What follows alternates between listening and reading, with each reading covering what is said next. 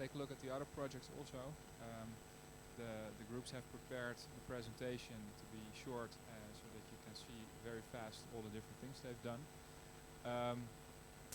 So with this, I would like to open officially the fair, and I wish you a lot of fun. And we'll be going around to take a look at what you've done so far. Thank you, and see you around.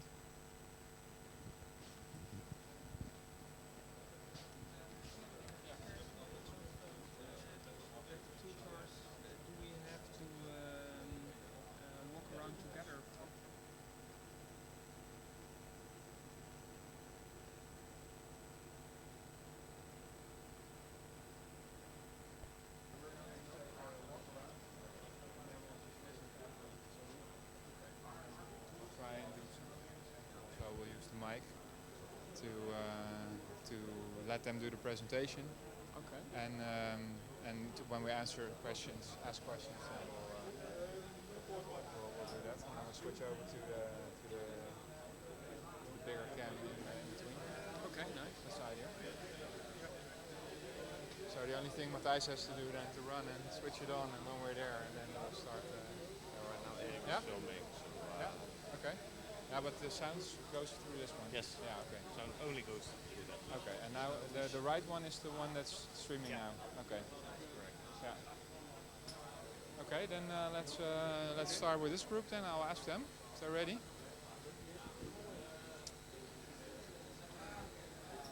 Guys, are you ready to do your presentation? Simon? Yeah? Okay. Let's invite the group over then. Sander and Mark, we picked you first to. Is your client here? No, not yet. Oh, then yeah. We wait for your. It's not coming. Oh, okay. He's in Turkey. Okay, then we'll start with this group. But you have your client here, right? Okay. Then I'll see if they're here. Oh yeah. Gentlemen, can I invite you to join the presentation of the TNO group?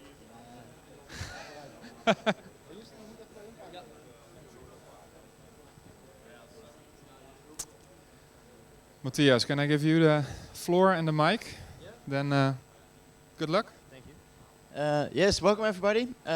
We done the adaptive laser assignment in order for TNO. I'll tell you some little details about it, not too much. We did it with 4 guys, Erik Donksloot, Mark van Lee and Stefan de Reus. And what we did is scanning a plate to its local normal.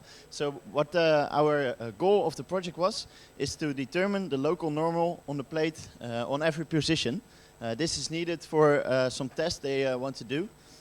So this is the working principle, as you can see. As the plate rotates, the laser will move a little bit on the sensor. So that we can measure, and with that we can calculate the angle of the plate. Well, you can't see it on the movie video, but come take a look afterwards. But we designed an algorithm that will measure the distance of the laser on the sensor, and will rotate back, so the distance will be 0 again. So the whole system is normal to the plate. Well, we made a user-friendly GUI to make sure that everybody can understand how the system works and can type in their parameters. You can test it later if you want. We did some tests on how accurate the system was. We made some nice graphs, as you can see here. This is the angle opposed to the position of the plate. So this is the angle we measure at every spot. In the next slide, we have plotted our system view of the plate. So it's like a S. And if you go and take a look at our setup, the old plate is also S. So yeah, it works. That's really nice. So we'll give a demo now. We will follow the plate, which we scanned earlier today, and we can see it rotates to the local normal. So if you will start it. Yeah. Come close. Maybe talk us through, or somebody else maybe talk through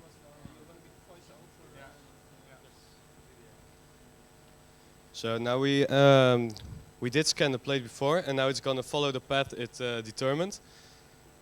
So we'll just wait till it's there.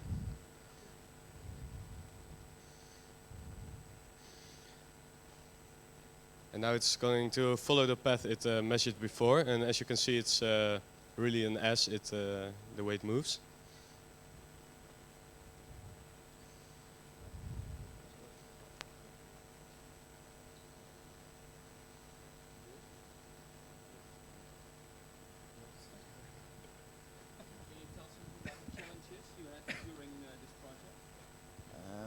What a tough challenge is that when you put the plate under pressure or you give it a little bit stress, the reductance index changes a little bit.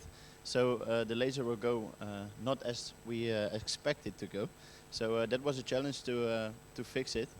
Another challenge was to combine all the components together. And we had to use Ximea cam tool and OpenCV, and we have never worked with that, so we had to learn it. But we managed to get it working. What the system does is when it goes to the plate, it will keep it will find the center, and it will get more clear to the local normal. So yeah, it's really really doing that now.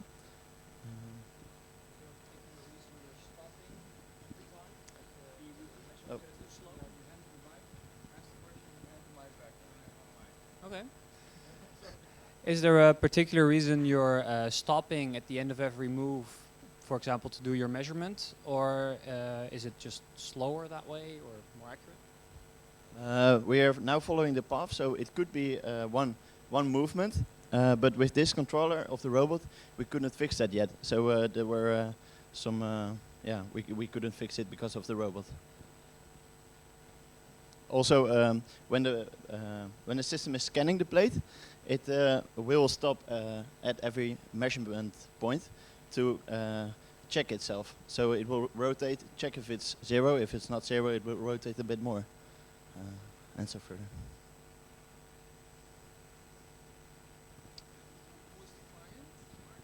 Oh, Tino is the client.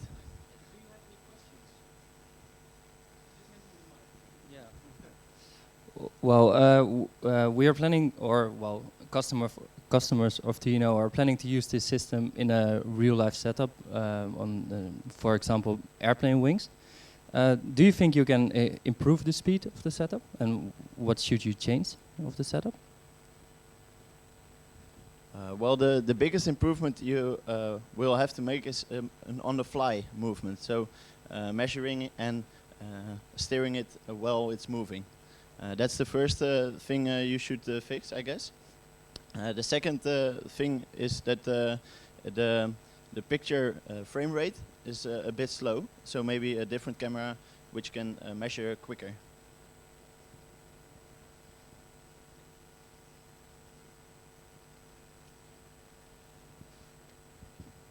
So guys, are there any other questions maybe from the audience? If not, then yeah, then you can ask a question. Yeah, sure. Yeah, well, I would like to ask I'm one of the teachers. I would like to ask the client a question again. How useful is this going to be for you, and what will you have to do to make it work for the customer? Well, how useful this is to us? It serves as a first prototype demo-ish kind of thing. Eventually, we want to include this layout in a echoscopy.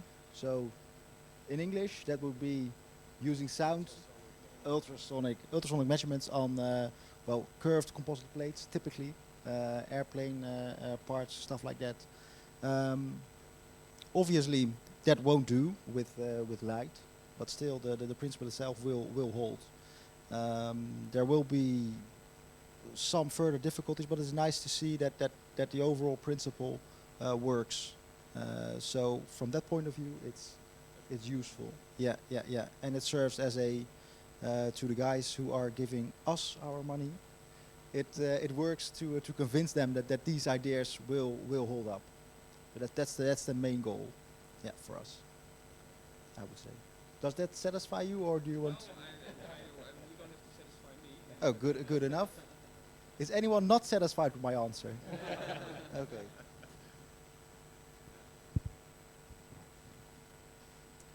Okay, guys. Yeah, this is one of the problems I would say with that doing these types of projects. There's two things which are generally very how should I say this nicely, that may be quite frustrating, because one, if it works, it looks like it's very easy. And two, what you have imagined is actually quite hard. Anybody could do this by hand, but making a robot do this, and then also combining the vision with the robotic movements, is one of the hardest things. So I would say that that everything works is actually your biggest achievements. I know how much time and effort you've spent on this. So yeah, very nice setup. We've seen you in between also, and you made a video. So thank you very much for your efforts, and well done, I would say. So a round of applause, I think, is in order.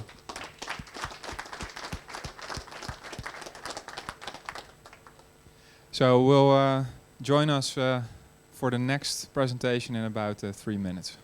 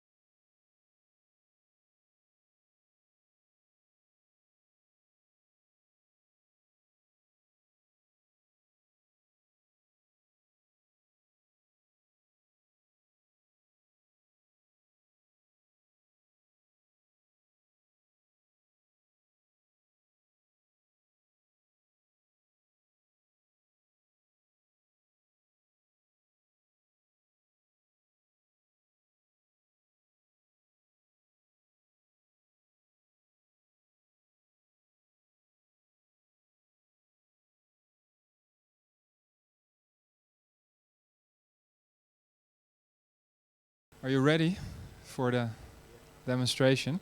Please hand me the mic back when you're done.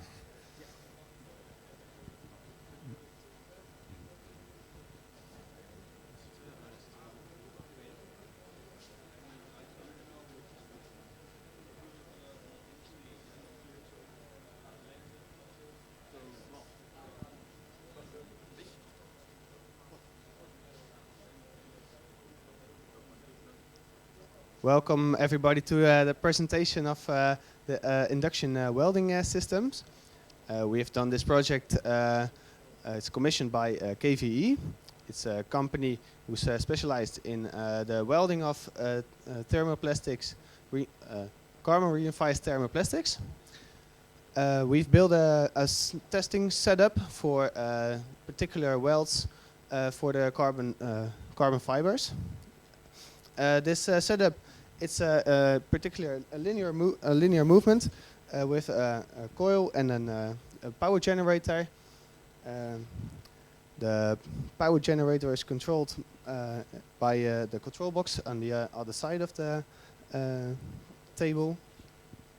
And also we have made an HMI for the controllers to control the different power and speed profiles. I give you an indication of the principle.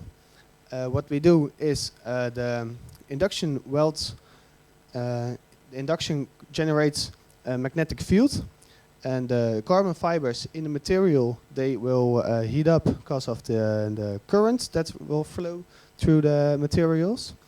And then with enough heat, the thermoplastic will come to a specific temperature, and with enough pressure you can actually weld two thermoplastics together. The difficult part is the temperature settings are not known for this kind of materials. So we have made a testing setup that can determine, you can determine 10 profiles, 10 speed and 10 power profiles for one test run. So in one test run you can determine for 10 speed and power profiles the results. You can actually get the results from the test. We have made, we can have a live feedback from the temperature with the aid of thermocouples. And all of this data will be shown on the HMI, which we also made. Can you show, this is the home screen. So you can see we have made a speed and a power profile, and we have now made 3 settings for as well as the power as the speed. And you can also go to settings. You have general settings for the user, the type of the coil, the material type, etc. Then you can actually set in up to 10 speed profiles for the machine and 10 power profiles for the generator.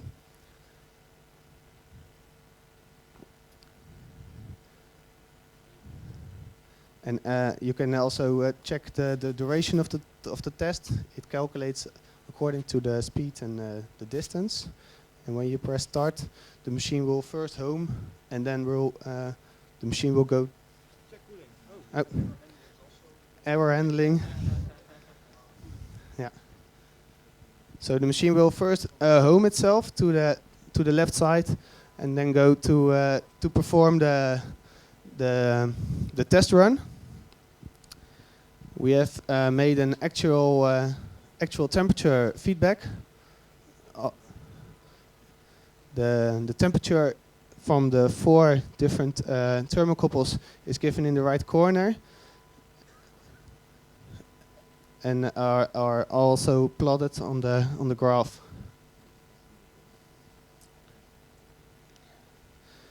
We have set up. You can also set up a preheating time, so the coil, the material can also warm up before the test run commences. And in here you can see the temperature of the first thermocouple was already going up.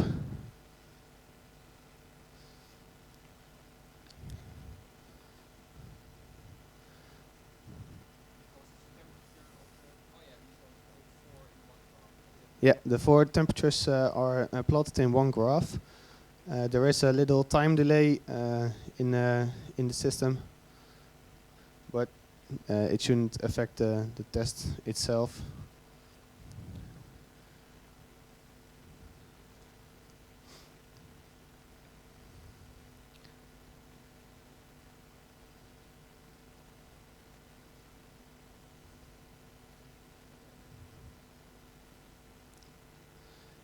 And at the end of the test run, the power generator will shut down, and the remote heat station will stay at its current position. Cool down time? Oh. Sorry. Now it has cool down time, so the material can cool down, and then the test is finished. We put all the different parameters specification into a database for the client to analyze after the test run. So they have for each test run they have an ID, and they can perform manual tasks tests for the weld. And these are it's able to export these to Excel files. We also have a manual control. With the manual control, we can actually put the coil into any position we want. First homing is always important, and also the power generator is also manually controllable.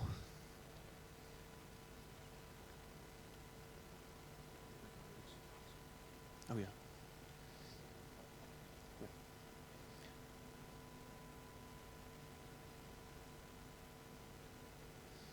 So now it's homed, and now it's going to the position.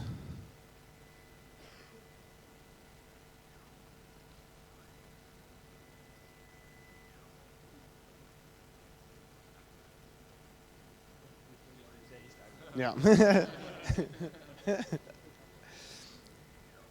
The benefits of this system is the client works with an industrial robot for the production process and the testing process.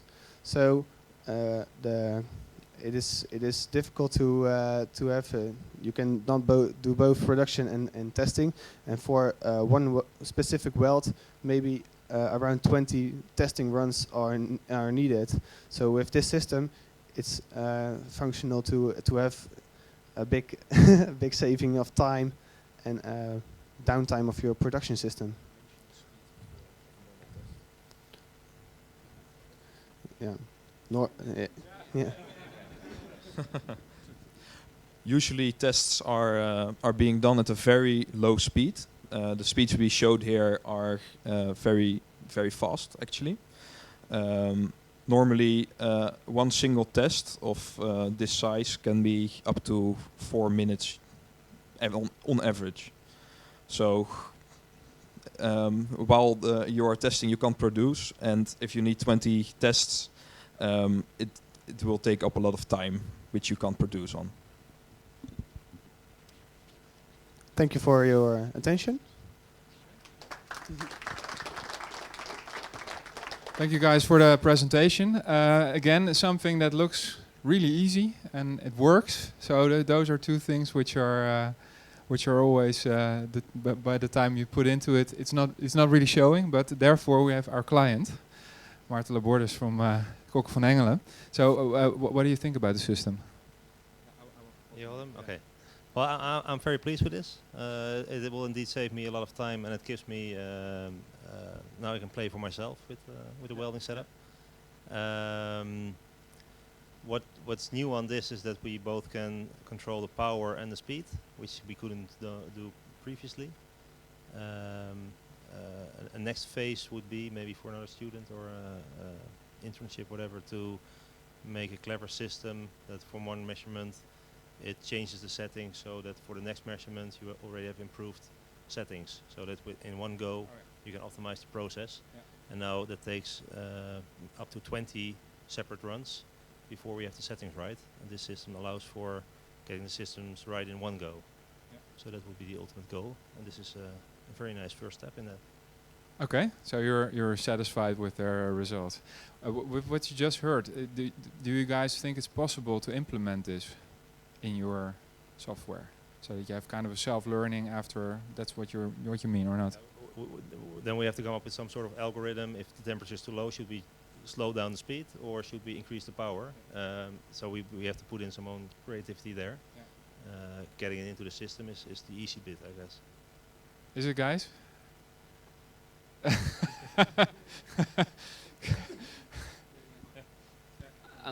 I guess compared to the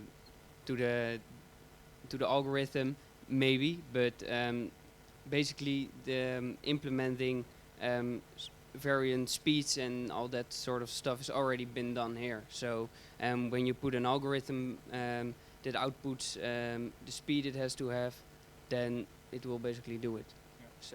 So you're prepared for any challenges that Maarten can come up with for the next time. Okay, then I'm going to ask the room if there's any questions about this. Yeah, I will come and stand with you with the mic, because we only have one, so that will be quite awkward, but I'll be standing next to you and talking to the mic. Okay, well, in the beginning we saw an error message about that the cooling wasn't turned on. What happens if the cooling isn't turned on and you would run the system? You can't, or it's cooling goes into error during the process, it will stop. You have to do a new test run. Yeah, we kind of said that they would have to make this safe, because we value safety very much in this lab, and our students, and also in the companies. I think it's a very important issue. Okay, guys. Any other questions? Sorry, yeah, Roel. Yeah, so this test setup is for heating. And is there in the actual processing also some kind of pressure applied, and needs that needs to be taken in account as well in the future then, I guess? Okay. The pressurizing system, for instance, to compress two samples together to apply the pressure, and then the coil moves over it. That's an existing system, so we just put it underneath this system, and it's just the movement of the coil we use here. Okay. Does that answer your question? Okay. Thanks, guys. Then I think another round of applause, and then we'll go to the next.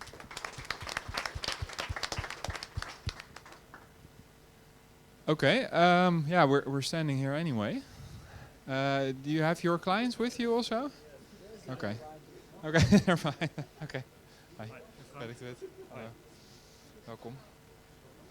Yeah, I think we'll move over to the next if the photographer is done.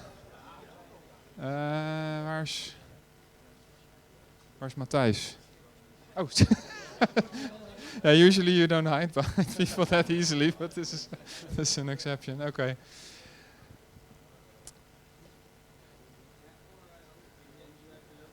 Okay.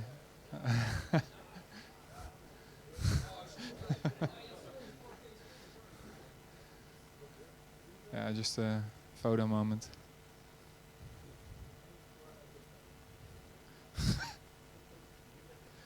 Yeah. Okay. Guys, your customers here, and then I will give you the mic. Please hand it back to me after you've done your presentation, and I'll go and stand next to you again. Okay? Good luck. Well, thank you. Good afternoon, everybody. Well, in simple, our project goal is to peel off the foil of this composite, and which is very hard to do by hand. So you can think that's probably very hard to do with a robot. But at least we've tried, and we think we have a good result. And let's I'll start the program right now and share our result. No? It's that simple. Just one.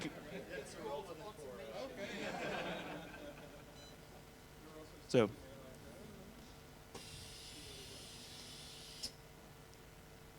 He's gonna pick the upper foil, peel it off.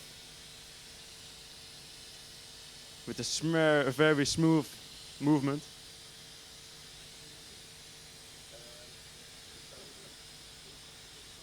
And it will place it in the bin, which is a closet.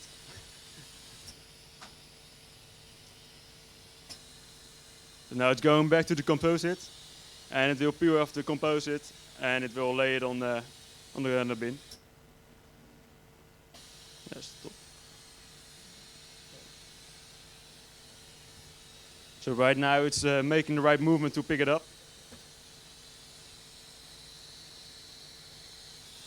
All right. And as you can see, the movement is very hard, and the foil isn't right in the vacuum sucker, and therefore it cannot really take the composite. So now you have both of them, unfortunately. This is one technique we were a little bit insecure about. But after all, we have at least one good method to peel off the foil. Oh, yes, of course. Oh, yes, of course. Yes.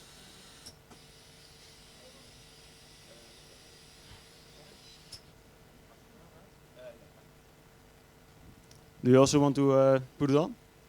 Just the screen button. Yeah, I think I can do that. Phew. Oh, thank you. Thank you for your help. That's why I trust you.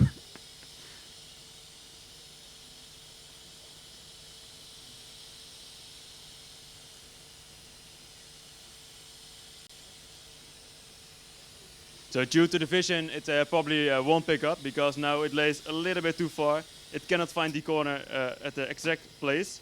That's why I replace it, and then it probably will come off.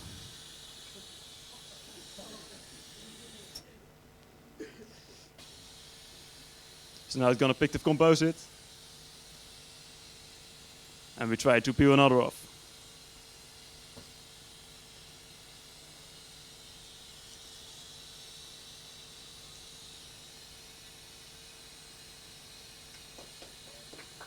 Thank you.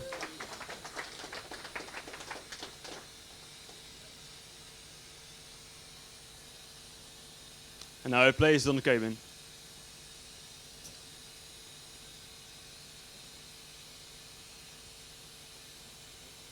Yes, another one.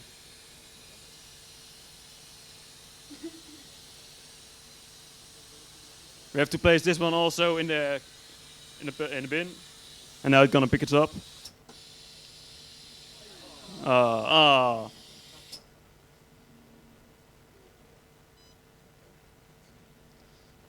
So as you can see, we have a little bit work to do to make it sure that the foil will come off every time. But well, we have achieved to get it off sometimes. So we're also very happy with it. And well, this is in short our project result. Thank you for your attention.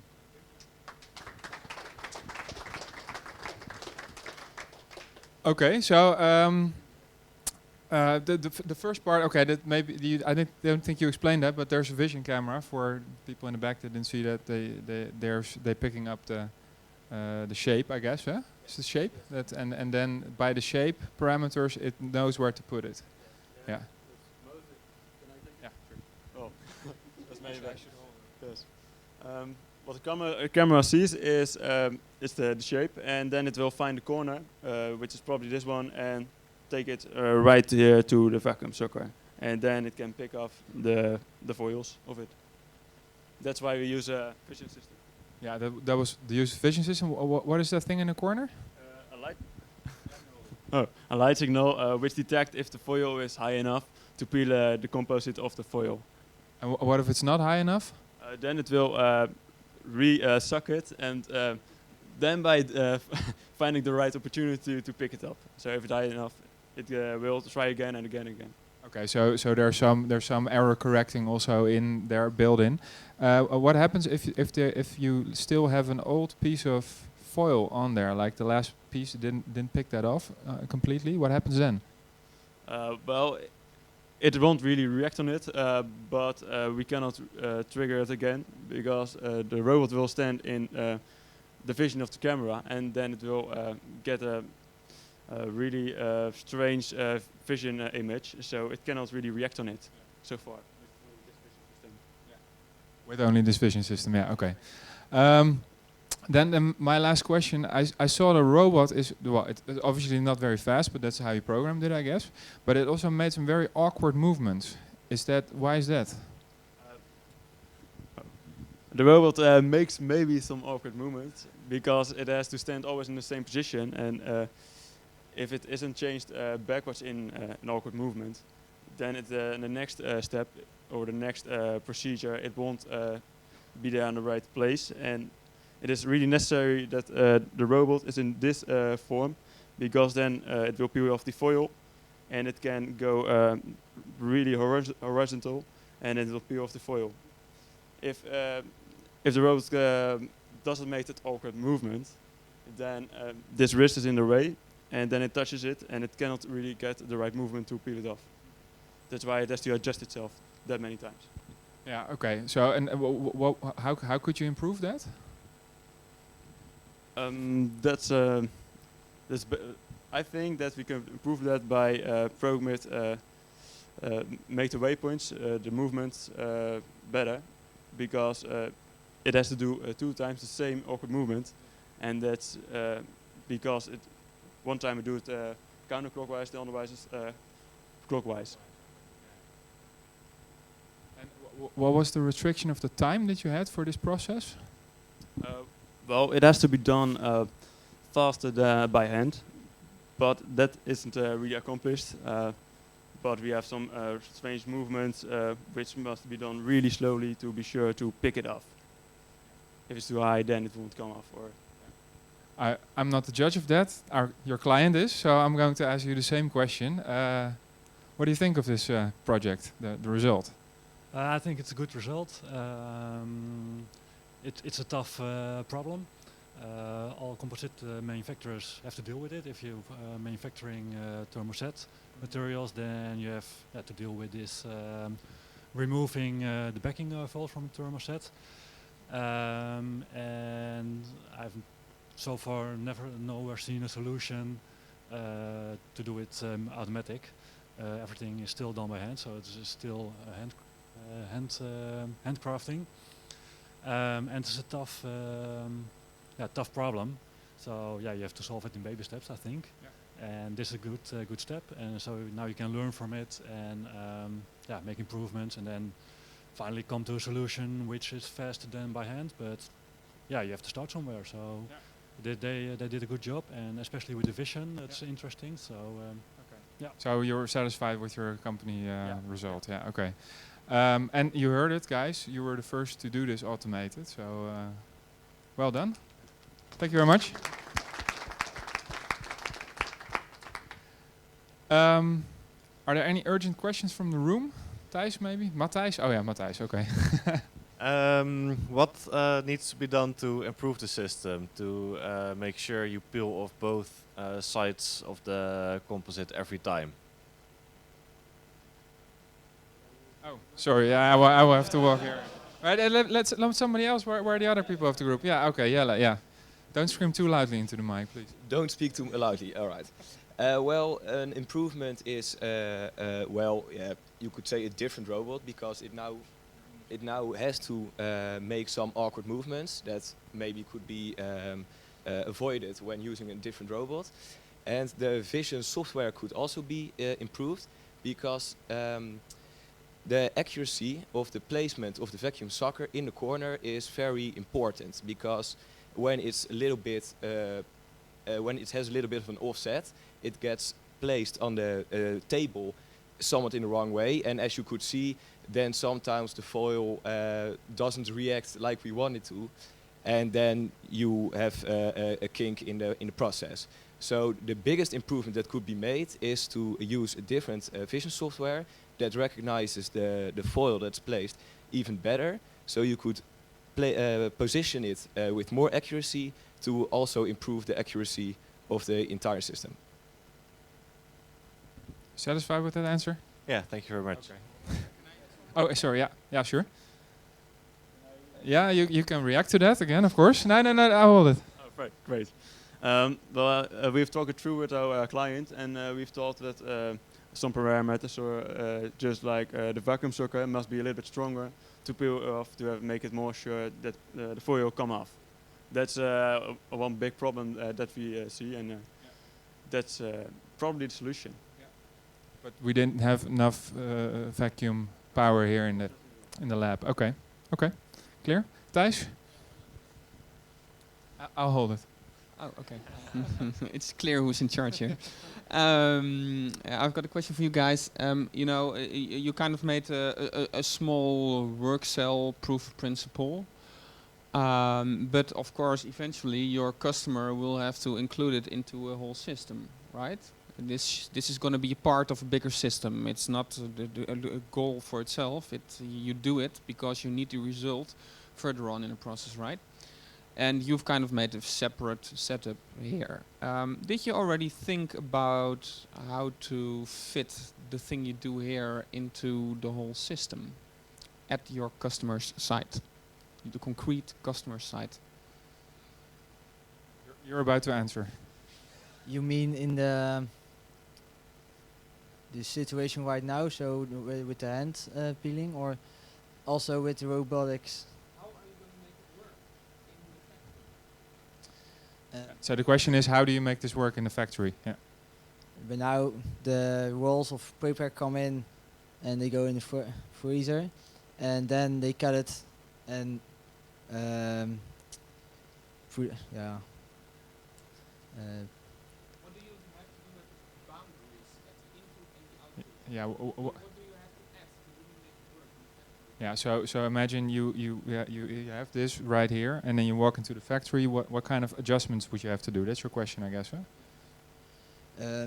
First, you need some automation to put the void, the shape into the system, and also another system to pick it up from the placement where the robot, in this case on the bin, to pick it up from there and then produce it into a part or mold, I think. And after you're done, after the foil's peeled off, what would be the next step then? Well, it ends up here, right? What is the next step after this? To pick it up and put it into a mold so they can produce the parts in which shape they use. Okay, so what you're saying is you need one more robot for the input and one more robot for the output. Kind of. Sorry, yeah, we have the expert here, so. The way I imagine is that, for instance, you have a pile of pre-cut shapes for your part from the pre-cut machine. So it's a pile of pre-cut shapes. Then the robot picks one sheet up and removes the backing foil. Then presents it, for instance, to the laminator, to the lathe operator.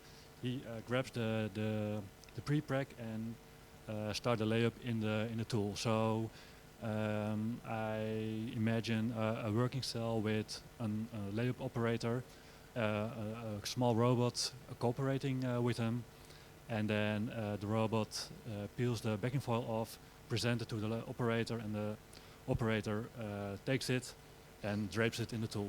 Okay, so you're really looking at this type of robot or some cobot. Yeah. Exactly. Yeah. There are several applications, but this is one of them where it has to interact with an operator. So then this kind of robot is very suitable for this. Yeah. Okay, so I guess we'll be hearing from you for the next round then. Hopefully. Then yeah, because the next round will be actually in 2 weeks already starting. So 1 week, yeah. So yeah, then the fresh students are coming in. Yeah. Okay. Okay, guys, thank you very much for your presentation. Very clear. Thank you, audience, also and thank you, the customer, for the supervision. So let's move on to the next one. Thanks.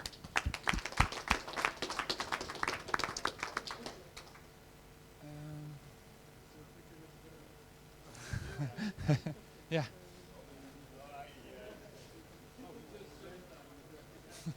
He's having a phone call. Geen idee. Oh. Misschien van de link of zo.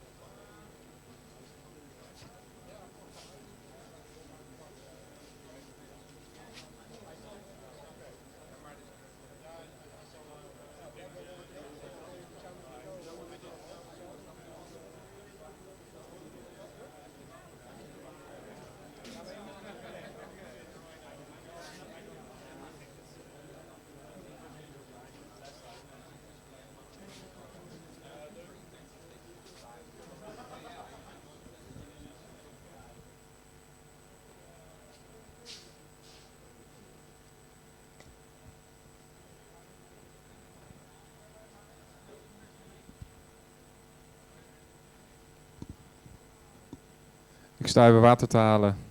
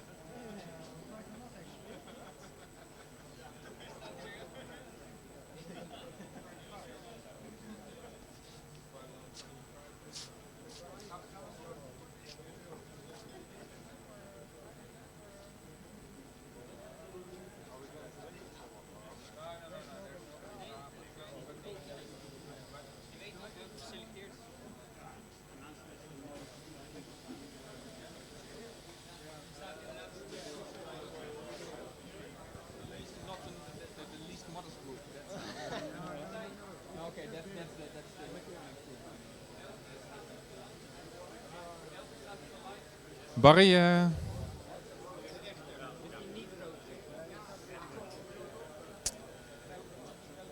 okay, gentlemen, I would like to have your attention, please, for the next demonstration.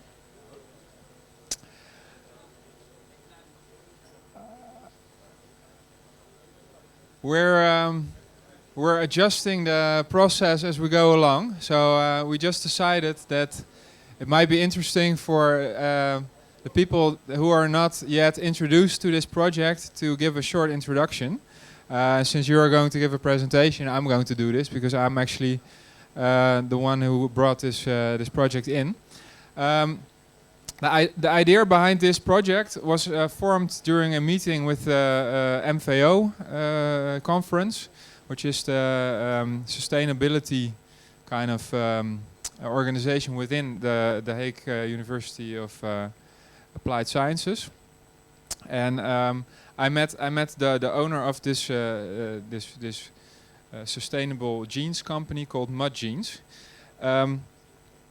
The discussion we had was that the idea behind these jeans is that you can lease them or you can buy them, but the company who sells or leases it to you, they take your jeans back when you're done wearing them. And then there's two options. One is that they were sold as vintage. Then actually the jeans that you give back will get your name. So you buy a second-hand jeans with a name that's on the person who already used it. So it's type of it's not very cheap jeans, even though they're used already. So the whole idea is that you don't own anything anymore, but you rent it, and if it's too badly worn or if it's not fashionable anymore, I don't know. Then actually I think 70% of the jeans is recycled, or a little bit more. The whole jeans is recycled, and out of the fabric there's new jeans made. So actually what you see here is actually recycled jeans. They look quite new to me, but they've been through the process a couple of times, thus creating a kind of an ecosystem within the whole company. The only problem is that if you want to, I will just take one. If you want to recycle them, of course, as maybe you know, you need the material to be okay, 100% the same. Now you see buttons here, and these buttons are a big problem. I will not mow too much grass from before your feet, but it's hard to get these buttons out. And these guys have worked on a solution to get them out without any manual labor anymore. And this is what you're going to present now, Simon. Good luck. Thank you. Thank you. All right, so indeed, those metal parts need to be removed from the jeans. In the process, the company uses, right now, they lost 40% of the jeans, so this represents, of course, a huge waste of cotton. And they wanted us to remove, so only the metal parts. And well, you can see the final result on this jeans, if you come closer, maybe. So we succeeded in providing a solution. So we used for that a vision camera, which is inside the light box. So this is our whole setup, and a robot that you can maybe see under this light box. We have chosen to laser cut the jeans. Yeah. So unfortunately, we cannot show you the laser cutting today for safety reasons. We cannot use the laser, but you can see it in the video. So basically, jeans will come into the system, will stop below the camera. The camera will take a picture and recognize the buttons. To do that, we use a lot of light, so it's called diffuse light, to make the buttons really shiny. This process works really well on those kind of jeans, but does not work on other jeans with another material for the metal parts. But the assignment was only about those jeans. So that's the solution we provided. Maybe we can do a small demonstration now of the process without the cutting.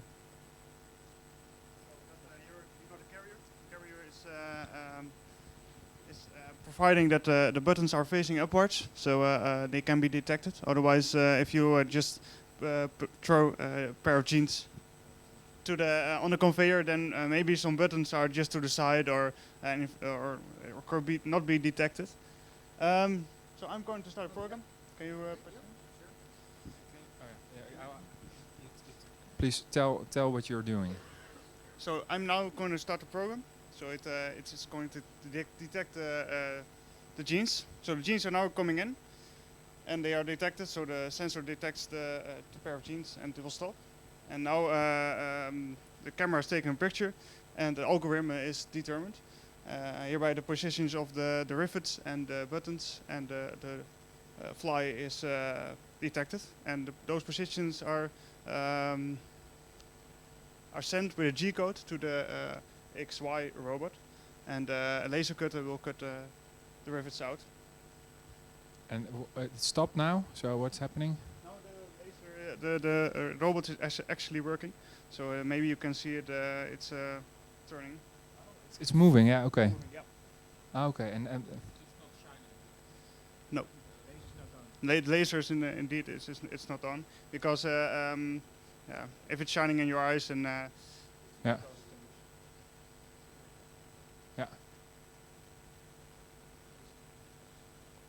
Okay, and it's cutting now, and what happens after the cutting?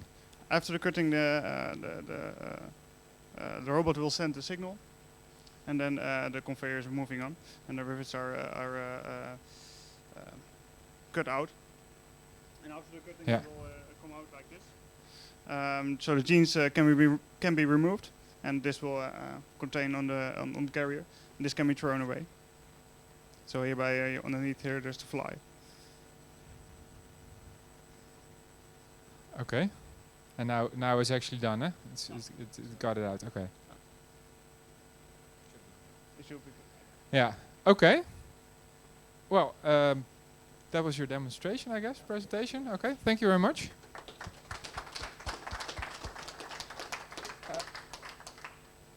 Yeah. Can you please keep that here, because I'm quite interested in that. Yeah. Oh, wow. Okay. Yeah. So one of the tricky parts of this project was actually, well, there were many tricky parts, I think, of this project. Let's start with the parts of the process. What I see here is that it's completely cut out, the genes. Yeah. Which laser did you use for that? We use actually this robot, but this laser. But we run the program like for 6 times, so it actually go through the whole curtain. As you can see, there are multiple layers here. There are like 3 layers, and it takes 2 times to cut a layer. So we also tried to cut it with a 100-watt laser at the Beta factory, and goes in one time. It goes through 1 layer. So this will take 2 times to remove the fly. But it's possible to do it in 1 time, but then you need a bigger laser, and yeah, and you also need a big sucking system, what is sucking off the air, because there's a lot of smoke coming off, and that's not healthy for this kind of environment. Okay, because the laser cutter you used in the Beta factory is actually the one that used to make this board with, also. Yeah, to make the sample holder with. Okay, yeah, I actually wouldn't have imagined that this small consumer-like laser could actually fry your jeans, but that worked pretty well. Can you tell me also something about the integration of the parts? So how does it work between the vision and the laser? What happens?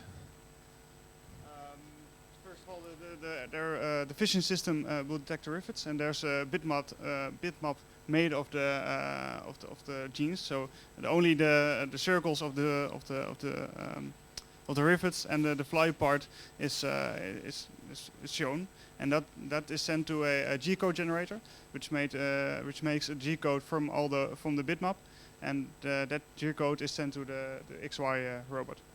Yeah, and the G-code is like a 3D printer language. Yeah, that's for the people at home.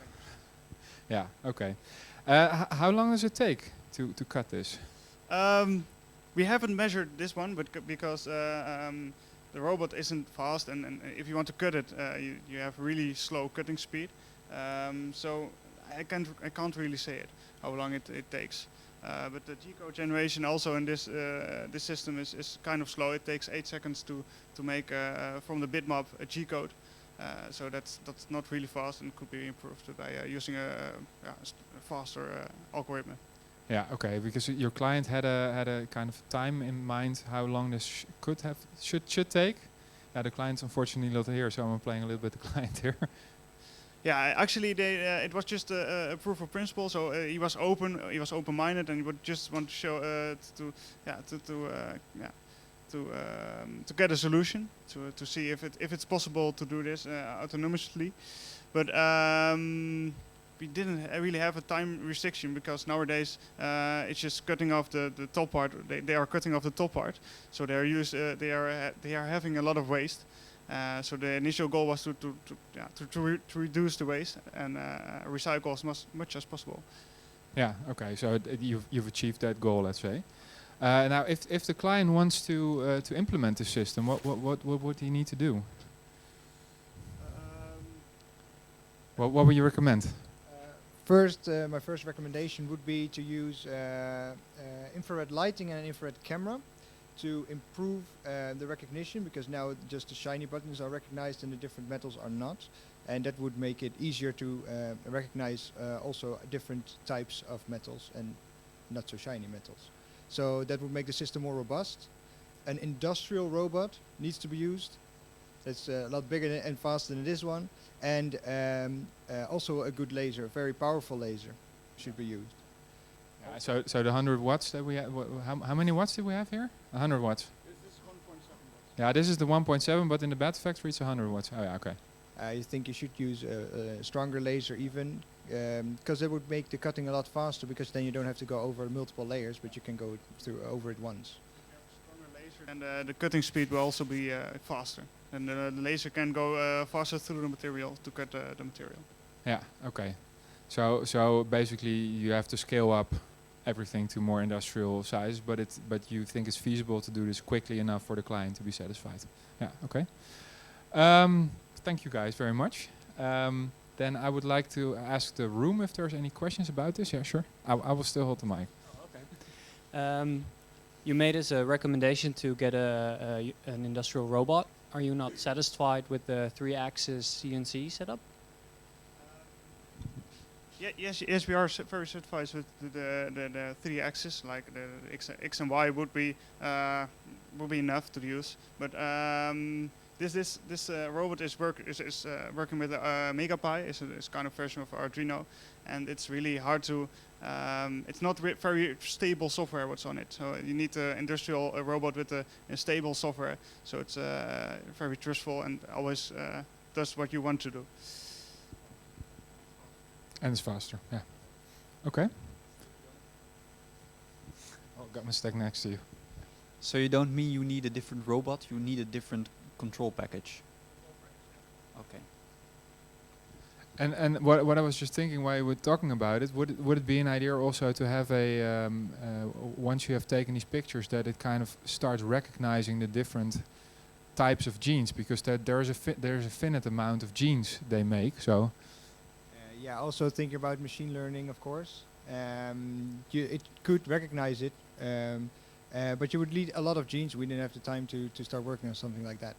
No, but okay, but the recognition process takes time. So if you could faster recognize which one you're using, then of course you also would save time. Yeah. True.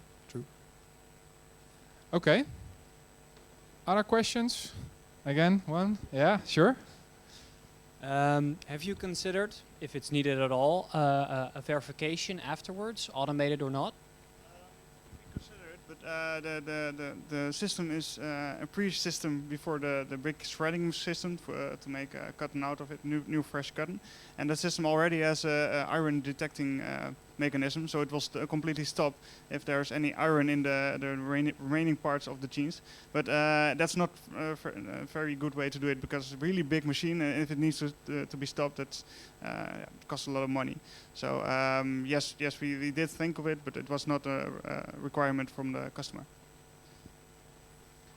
Yeah, and if that goes wrong, then all the genes go up in flames. So there is some risk involved also with this. Yeah. Do you think there will be a need to control the cutting depth as well for different types of pens and different types of material? No.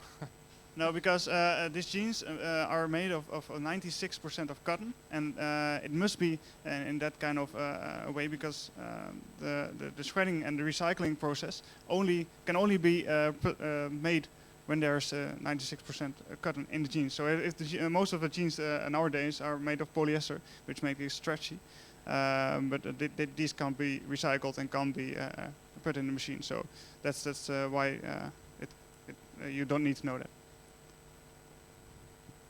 Okay. Well, thank you guys. Oh, sorry. Matthijs, last question then. During the project, you guys had sometimes you had problems with your vision, and is vision the final solution for this problem, or are there other or better ways to make sure you get all the metal from the genes? Who wants? Yeah. Okay. Well, with the infrared lighting, it makes a big difference.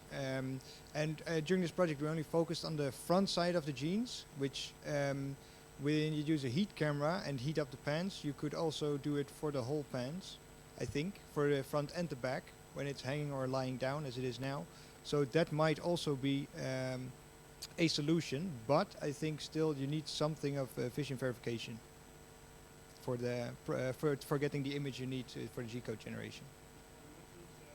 Designed in such a way that in the front of the jeans there are many rivets, but in the back of the jeans no rivets are used, and also no leather label is used to keep the recycling process as easy as possible. So they already take that into account for the recycling process. Okay, guys. Then thank you very much again, and we'll move on to the next one.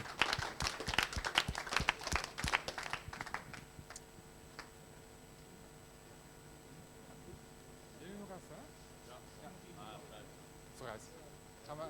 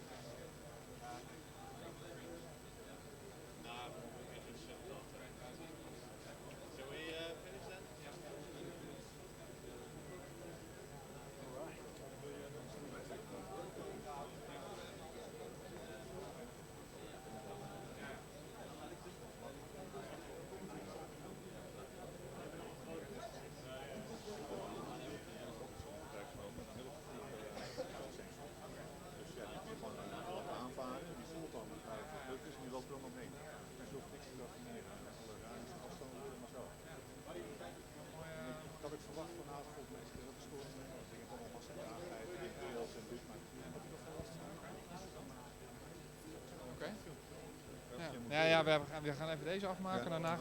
Daarna kunnen we nog even praten. Heel leuk, ja.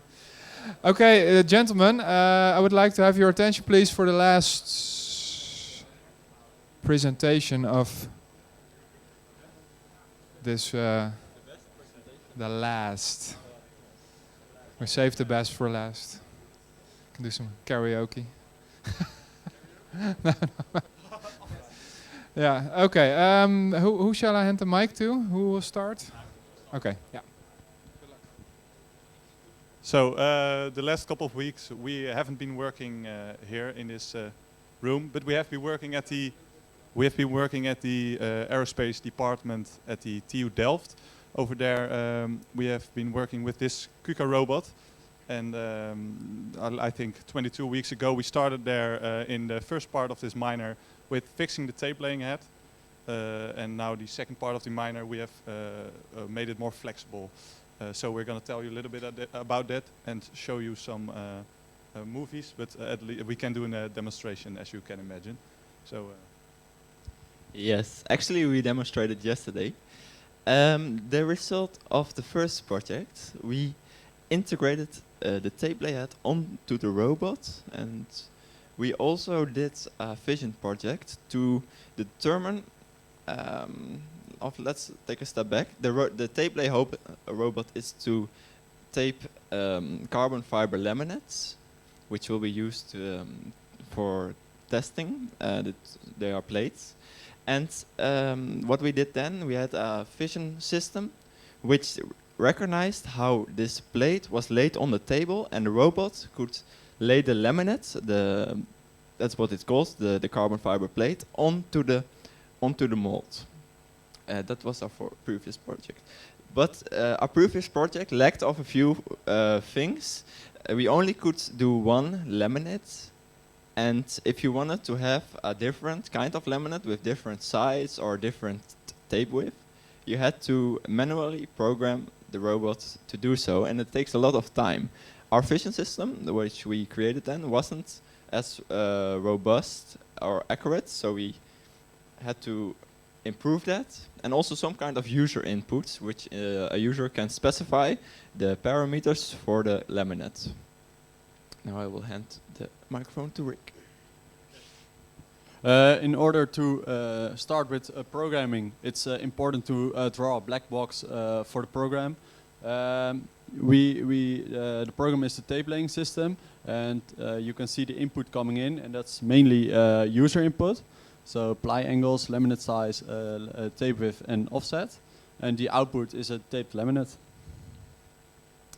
When we zoom into the black box, you can see the whole communication structure and the program itself. All the boxes are the function diagram of the functions, and you can see the GUI is controlling everything of the program. So yeah. Go for it. Okay, the workflow of the whole system is move the camera to the camera position. Then we can fill in GUI and submit it. Then we have to transfer the DAT and SRC files to the work visual of the KUKA robot, and update the KUKA console, and then it can execute the SRC files from the console. So our result is we have a semi-automated flexible tape laying system. Semi-automated because there is still needed some user input, and it is now flexible. You can lay different kind of patterns with different angles, different width and length. Therefore it is flexible.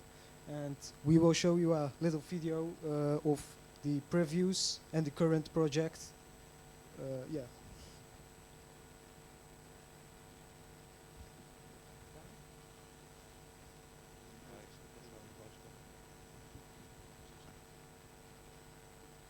So first off, we will probably start with the previous project.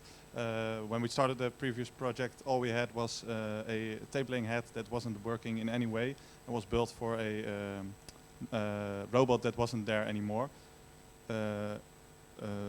Imported for this project is the final result. That's why we are showing this video, so you can really see the difference of everything that we have accomplished during the second part of the miner, if it works.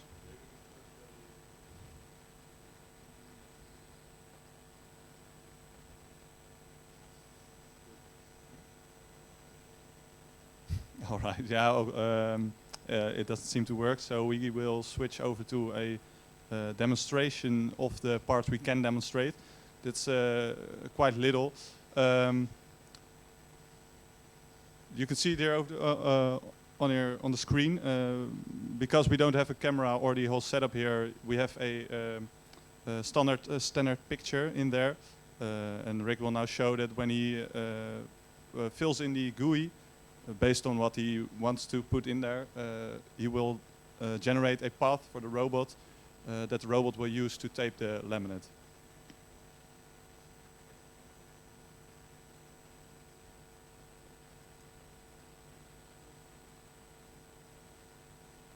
So that's a visual representation of all the coordinates that the robot will go to. Each of the red dots is one point in the laying of a bit of tape. So my fellow students said that the movie is working now. We'll move over to here. Okay, so as you see here now, this was a previous project. We had a starting point detection, and the robot starts to lay tape on the mold. And we had to test this a lot and to make all the systems working. And maybe we can fast forward the movie a little bit. It shows the process of a laminate being created. And yeah, this was our previous project, as I mentioned. So we can show the next movie. This is our next project. So now you see the robot going to a camera position. The camera is mounted on the head, and it looks down to the plate. The plate is the angle, and the position of the plate is detected by vision software, which is on the computer, and it works very well, as you see. Then a user can input different angles of how the tape should be laid and all the size, the length and the tape width. When the user presses submit, the pattern is generated and the robot code is made, which can be uploaded to the robot. Then you only have to load the tape onto the tape lay head and the robot can lay the tape. So basically it doesn't matter how you position this aluminium plate on the surface, it will lay the tape in the same way. And that was our project. It made it more flexible and saves a lot of time for the client to create laminates. Thank you.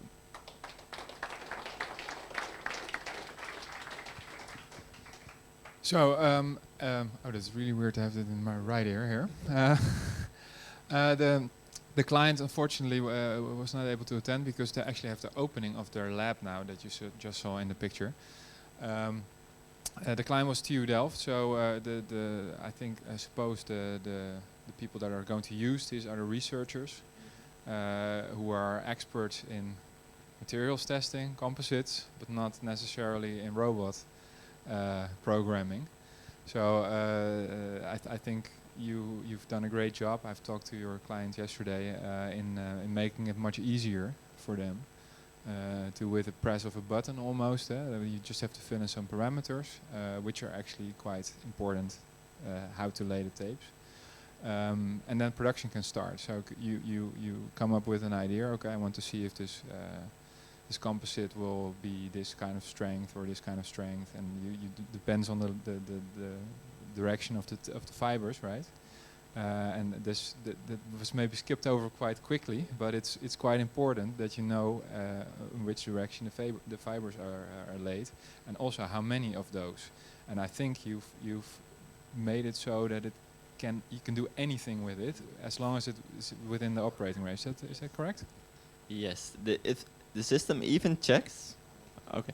The system even checks the size of the plate which is on the table and compares it to the user input. So if a user inputs a bigger laminate size, then the system won't. It will give an error message and say that you have to make a smaller input. Yeah, exactly. Yeah. Any questions? This was quite an abstract project, I think. So, Thijs, maybe? You don't have to come up with a question right now, but if you, or Matthijs? Yeah, we've already had a session yesterday to show that this works. Matthijs. Yeah, you weren't there, so. Yes. I have a question about. Well, you did 2 different projects for the same client, and I think the projects were completely different. How was that experience? Like, how did the second part compare to the first one, and what new challenges did you get, and which one, well, did you think was the best? Okay. Yeah, I can answer that. In the first SMR, we learned a lot about electrical systems, and I think we happy to at the end to our group. And yeah, we did a lot of mechanical stuff, and the mostly get the tape laying head working, and the other part of the SMR2 was to make it flexible and get to the, as I call it, the back of the robot, and get that programmed and make it more flexible so everyone can use it in the lab and not that complicated. So I think we managed that. So yeah, and I think in the process you also learned some new programming language. You learned ROS, Robot Operating System, which is actually you're not supposed to be able to learn in this short time. Actually, I talked to one of the industrial how do you call that? A maker, a designer of ROS, and you can program in ROS. ROS is actually a function to get your program running, but you program in Python or C++.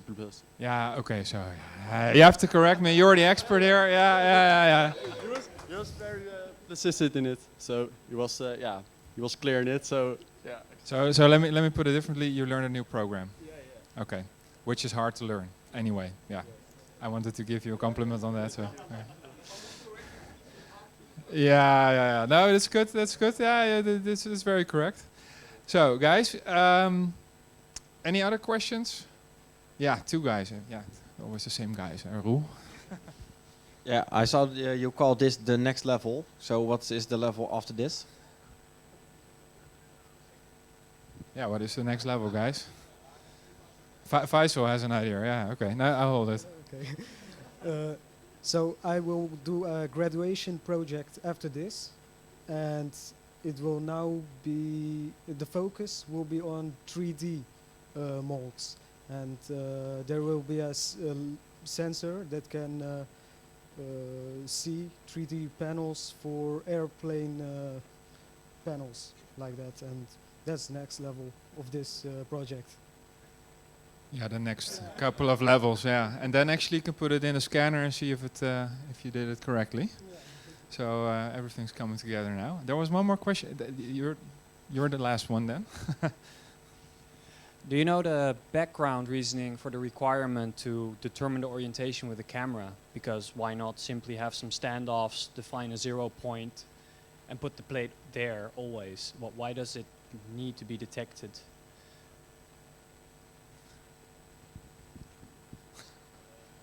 Yeah, that's kind of a simple answer. That's because they want like everyone being able to work with it.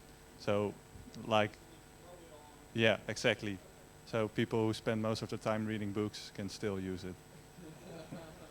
Yeah, researchers can be very sloppy with things which they don't find important. So, good answer. Also, I think the shapes may be different, right? So that you might have a shape that you cannot easily put into a corner, right? Or am I wrong on that one? So it's another level would be to have weird shapes, and then they don't fit into a corner, so not in a standard mold anymore. Okay, final question, Maarten. Well, more a suggestion from the airborne project. We see that you have to remove the backing film from a pre-preg. Yeah. I think that's the same here. There's a mechanism to remove the backing film from the tape, but sometimes it gets stuck. So maybe you can use your vision system also to detect foreign objects in your laminate as a control system. That doesn't occur many times.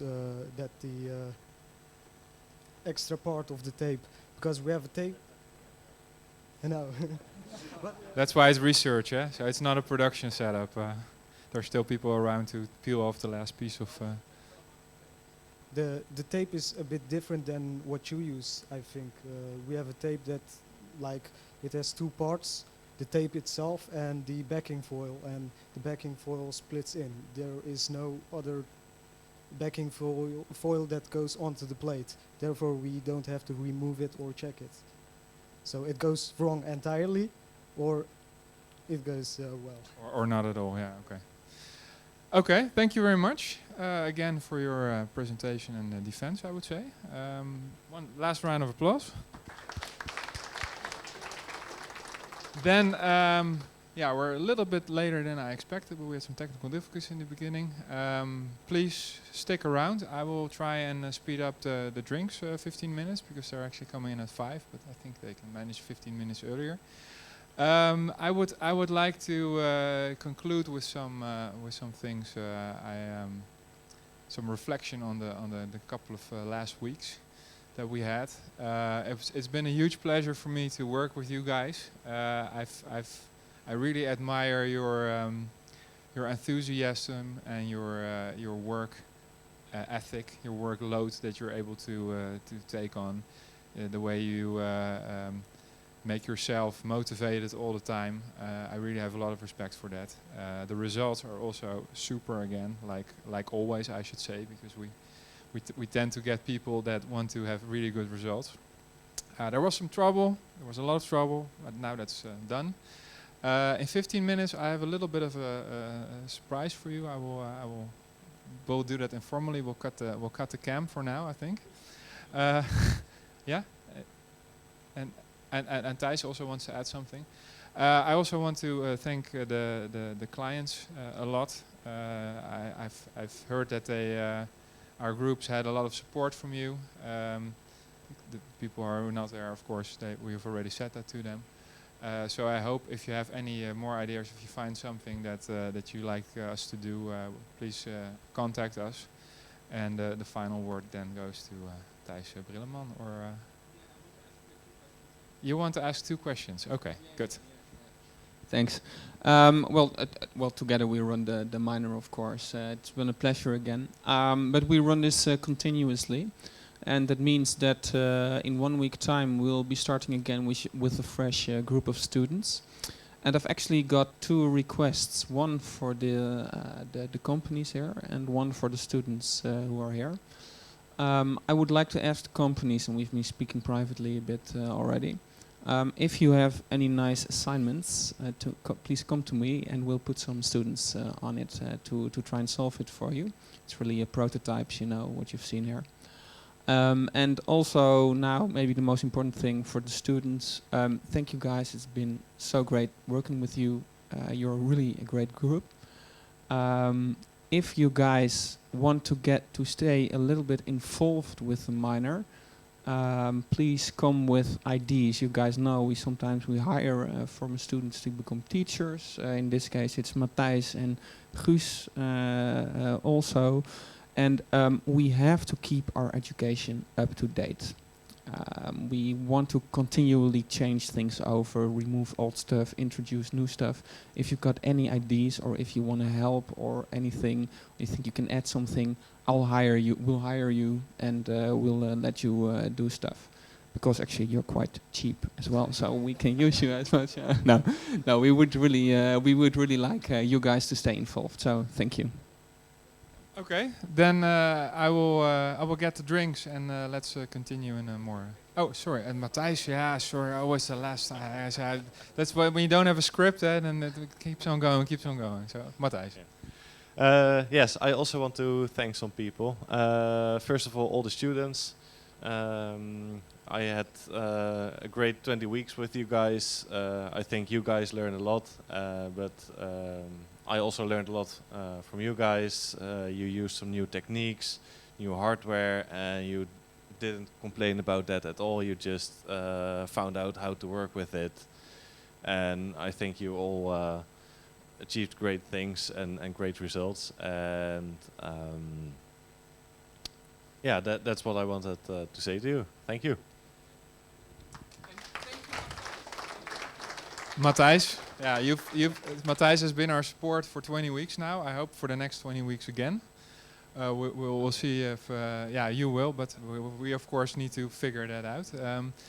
As for because this is officially a presentation that also belongs to the learning process, as Thijs already mentioned, you are going to get a grade. I'm not going to give you that grade now because we still have the oral defenses on Monday.